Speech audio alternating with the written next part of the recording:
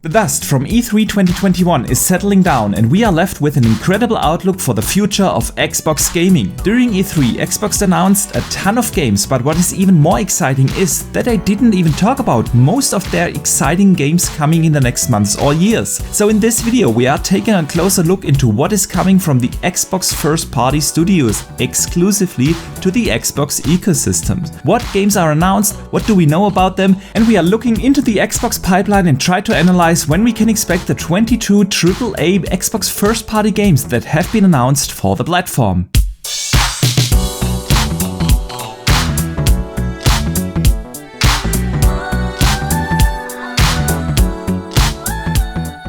Hello gamers from around the world, this is Archimedes, the video game enthusiast from Germany, with a video on the Xbox game pipeline. With 23 Xbox first-party studios and approximately plus-minus 35 games in the making, the future of Xbox gaming has never been more exciting. All these Xbox games will arrive day and date into Game Pass, making gaming in the Xbox ecosystem more accessible and cheaper than ever before. Besides the first-party content, Microsoft has announced a boatload of second or third-party games coming either exclusively to the ecosystem or at least day one into Game Pass, like the incredible looking Stalker 2, a Plague Tale 2, Back 4 Blood, etc, etc. But I won't be able to cover all these games coming to Game Pass. This would blow the video up, and this is why I will start the video on the major releases from the Xbox first party studios and third party partners that are coming this year, day one into Game Pass, and then we will only focus on the Xbox first party studio titles that are coming down the line. But before we go through all of that, I want to ask you for a favor. If you watch this video and end up enjoying yourself, then please consider to hit the like and subscribe button and maybe even turn on the notification bell to not miss out on future content.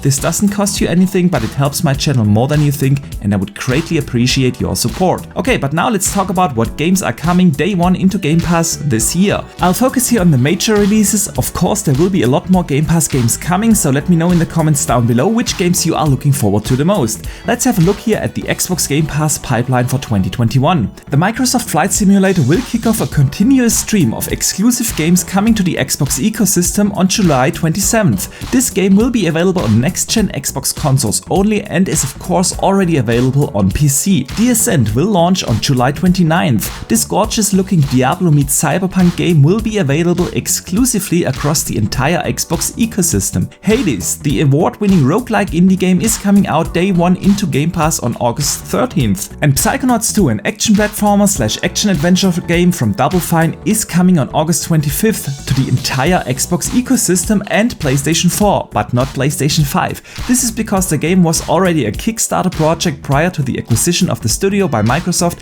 and so it will come out on the PS4. On October 12th, Back 4 Blood is coming. This is the spiritual successor to Left 4 Dead, and it is a multi-platform game, but it is a day one game for Game Pass. Age of Empires 4 is launching on October 28th on PC, and I'm still hoping that we will get a console launch as well, because every other Xbox first-party game that is coming to consoles is also coming to PC, so why not vice versa? On November 9th, Forza Horizon 5 is coming to the entire Xbox ecosystem, which is more or less the 20th anniversary of the Xbox brand. And this is kind of weird because I was thinking that Halo Infinite will be the anniversary game for Xbox. And that leaves us with the big question, when is Halo Infinite coming? And during E3 we also did not learn the release date of Crossfire X, the first-person military shooter where Remedy is making the campaign. So when we look at the already very packed game pipeline for this year, we see that there is basically two gaps, September and December. Since we have not seen anything from the campaign of Crossfire X yet, I think that a release in September is a bit too early, and so my guess would be this game comes out in early December, and that could put Halo Infinite into September or early October. But maybe it's exactly vice versa, and we will get Crossfire X in September and Halo will be a late November or early December launch. Nevertheless, this year is going to be packed, starting in July with a continuous stream of games coming into Xbox Game Pass. But let's move on to the big question of Xbox exclusive first-party games. We know about 22 titles that are in the making from the Xbox first-party studios. Most of them have been officially announced, others, like for instance the next Gears game, are obvious that they are in the making. There will be even more games announced in the future because we still don't know, for instance, what In Exile is working on, or Compulsion, or what the second project of the Coalition is, and so on. But after E3 2021, we know about these 22 titles. Some of them already have a release date, but most of them have yet to get a release window. So we will have a look at what games have been announced, what we know about them, and what could be a realistic release window. Let us start with the games from which we already know the release date. We already talked about the games that are coming this year, the Microsoft Flight Simulator, Psychonauts 2, Age of Empires 4, Forza Horizon 5 and Halo Infinite. So let's have a look into the year 2022. For summer next year, the game Redfall has been announced during E3 this year. This is going to be a shooter/action game with vampires from Arcane Studios. Since the Arcane Studios are well known for their unique gameplay elements, I am really looking forward to see that game in action. And on November 11th next year, we know that Starfield is coming out. This is the first new IP from the Bethesda Game Studios in 25 years. We know that it's going to be a single-player RPG with a sci-fi setting, and during E3 we not only got the first teaser trailer, but we also got a lot of information via interviews, and I have a dedicated video for Starfield linked in the description down below. So that's basically all the first-party games that already have a release date. That leaves us with a lot of games that have yet to get a release date, so from now on out it's going to be all speculative, but we can look at some facts about the games that we know of and can make educated guesses for the release date. Let's start with Forza Motorsport.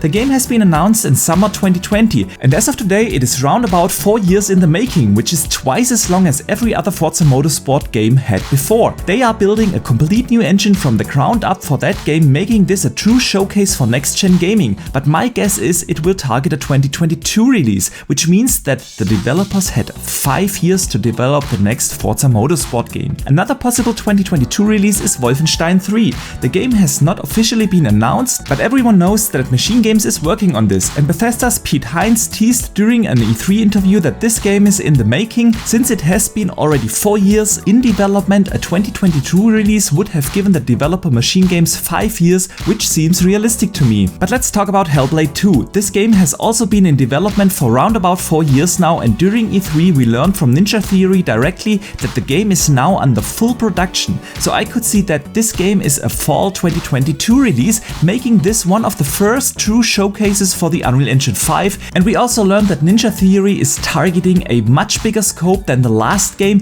Maybe it has even some open world elements. And another possible 2022 release from the Xbox first-party games would be State of Decay 3. The zombie survival game has been in development for approximately 3 years now, and the 2022 release seems realistic in my opinion. As you can see, the next year will be packed for Xbox releases, and that's only the stuff we know about. But let's move to the year 2023. During this year's E3, Xbox announced a game called Contraband. On the official website, it says that this game was 3 years in development prior to its announcement, so a release in 2023 would make a 5-year dev cycle. But let's talk about Avowed. That game was apparently the reason why Microsoft bought the developer Obsidian Entertainment, and that means that the game must have been in development in 2018 when Microsoft acquired them. Recently we have got a bunch of super cool looking shots from Jason Lewis, who is a senior environment artist at Obsidian, and since we can assume that the game is as of right now at least 3.5 years in development and Obsidian is a very reliable studio, I think we can assume that Avowed will target a 2023 release. The same release target goes probably for Fable. This reboot of the franchise by Playground Games has been in development for quite a while. In January 2017 we heard for the first time that a British studio picked up the IP. So as of today it's already more than 4 years in development, and the 2023 release window seems more than realistic to me. If it wasn't for Starfield in 2022, I could also see that this game would come out that year. And 2023 seems to be a very big year because it is also a realistic window for Perfect Dark from the Initiative.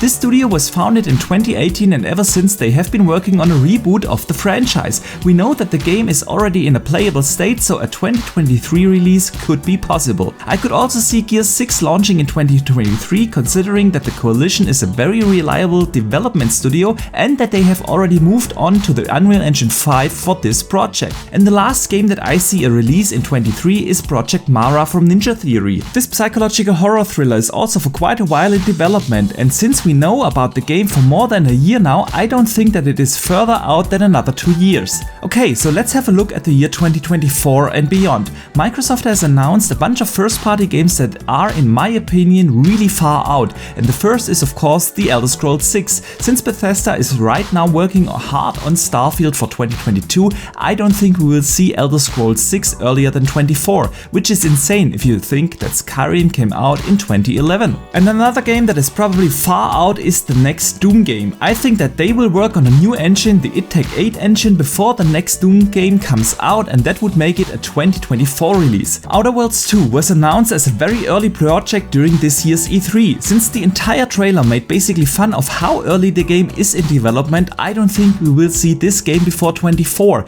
especially considering that Obsidian is having Avowed in full production right now. We also know that Machine Games is working on an Indiana Jones game, but Bethesda's Pete Hines said during E3 this year that it's very early in development, so I don't think we will see it before 24 or beyond. And the last game that I would say is a 24 title is Everwild. This game from Rare is already many years in development, but recently we got the rumor that they started this game all over again, and if that's true, the game is definitely 3 years out. If not, I could see that game launching in 2022. But with that, I want to wrap it up. As you can see, the Xbox roadmap looks more exciting than ever before, and this is only the first party content that we know of. Microsoft has more games coming exclusively to the Xbox ecosystem from second party and third party deals, like for instance Stalker 2 coming in April 2022. So as I've said in the beginning of this video, I can honestly say that I've never been more excited for the future of Xbox gaming. Not only do we get more first party games than ever before,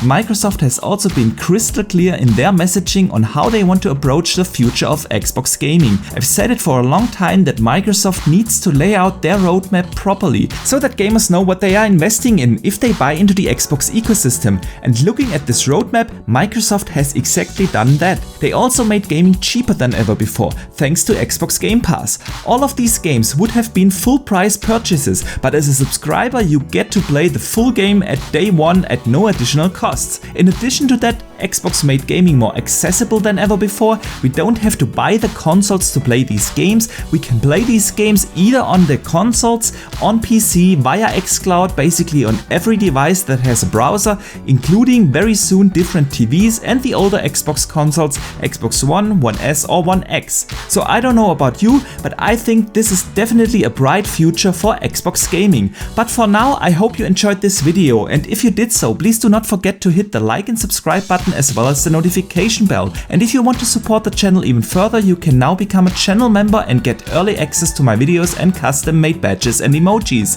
If you want to learn more about the channel membership, just hit the join button and you will find all the infos you need. And let me thank those who are already members. I am truly humbled by your support. And now let me know in the comments down below, which Xbox games are you looking forward to the most? What do you think about the Xbox game roadmap? And besides here on YouTube, you can also hit me up on Twitter, where I share a lot of opinions and gaming discussions. But for now, thank you very much for watching, I see you the next time, and game on!